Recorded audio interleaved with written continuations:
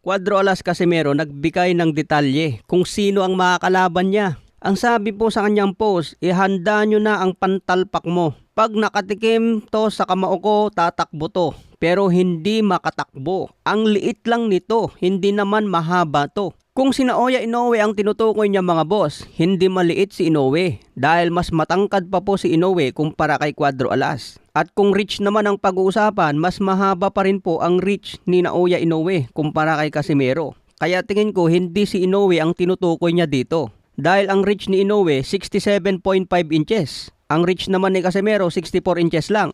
5'5 ang tangkad ni Inoue at 5'4 lang si Casimero. Sino kayang maliit ito at hindi mahaba ang reach? Hindi rin niya binanggit kung ito ay world champion. Pero kung former world champion ito, posible kaya na si Nick Ball na may kartadang 23 wins, 13 KOs, may isang talo. Ang tangkad lamang po ni Nick Ball ay 5'2", talagang literal na maliit. Nagkaroon lamang po ng isang talo si Nick Ball kontra Brandon Figueroa via TKO.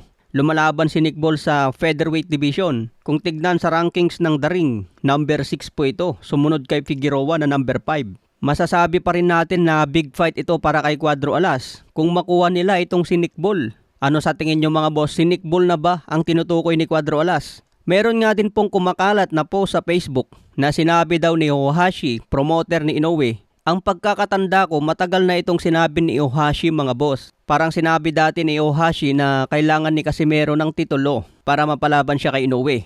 Pero ngayon wala pa pong update kung sinabi talaga yan ni Ohashi. Dahil ang huling nabasa kong update, sinabi ni Ohashi na may laban si Inoue December at planong big fight sa February.